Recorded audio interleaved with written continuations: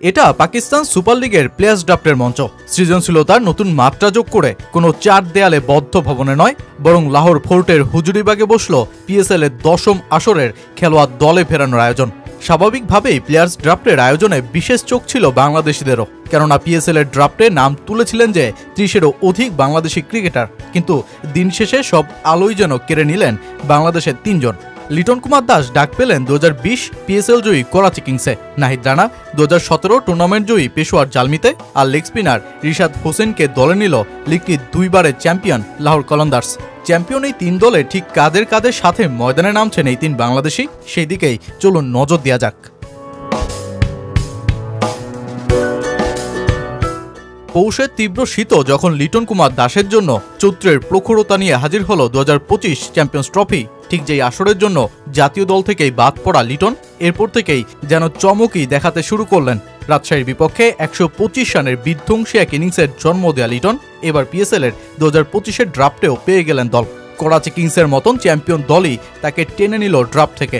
Silver ক্যাটাগরিতে থাকা লিটনের মূল্য থাকছে প্রায় 30 লাখ বাংলাদেশি টাকা, যেই দলে নামছেন বিশ্ববিখ্যাত সব cricketer David Warner, Kane Williamson, Mohammad নবী, টিম সেইফারদের মতন বিদেশি খেলোয়াড়দের সাথে ময়দান কাঁপানো লড়াইয়ে নামবেন এলকেডি, যেখানে থাকছেন শান মাসুদ, শোয়েব মালিক, মোহাম্মদ নওয়াজ, খুশদিল সাদের মতন ক্রিকেটারও।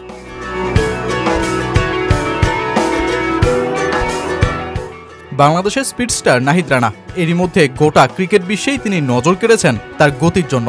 এবার এই পেসারকে দলে নিল বাবর আজমের দল পেশোয়ার জালমি। লিটন ও রিশাদের চাইতে দ্বিগুণ দামে গোল্ডেন ক্যাটাগরি থেকে তাকে ছিনিয়ে নিয়েছে পেশোয়ার। বাবর আজম, শায়েম আয়ুব, মোহাম্মদ হারিস, নাজিবুল্লাহ জাদরান, আলজেরি জোসেফ দলটার তারকা ক্রিকেটার।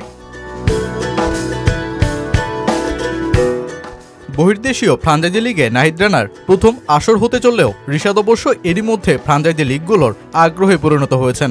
চলমান বিগ ব্যাশেও হোবার্ট হেরিকেন্সের দল পাওয়া রিশাদ যদিও বিপিএল এর কারণে নামতে পারেননি যে টুর্নামেন্টে, তবে এবার সিলভার ক্যাটাগরিতে তাকে দলে নিল Lahore Qalandars. Daryl Mitchell, Sam Billings, Sikandar Raza, David ওয়াইজিদের মতন নামী বিদেশিদের সাথে দলটাতে আছে ফকর জামানের মতন বিধ্বংসী পাকিস্তানি ক্রিকেটার। এছাড়াও শাহিন শাহ আফ্রিদি, হারিস রৌফ, আবদুল্লাহ শফিক, জামান খান, মির্জা তাহির বেইগো লাহোরে। তবে এই 3 ক্রিকেটার দল পেলেও বাংলাদেশের সাকিব, মুস্তাফিজ পিএসএল এর ড্রাফটের প্লাটিনাম ক্যাটাগরি থেকে রইলেন অবিকৃতই। 2025 আইপিএল আসরের নিলামেও এই দুজনকে কেনেনি কোনো দল। এবার পিএসএলও দেখালো না কোনো আগ্রহ, এমনকি তাসকিন আহমেদের মতন পেসারকেও পিক করেনি পাকিস্তান সুপার লিগের কোনো দল। অবিকৃত রয়েছেন তাওহিদ হৃদয়, হাসান মাহমুদ রাও।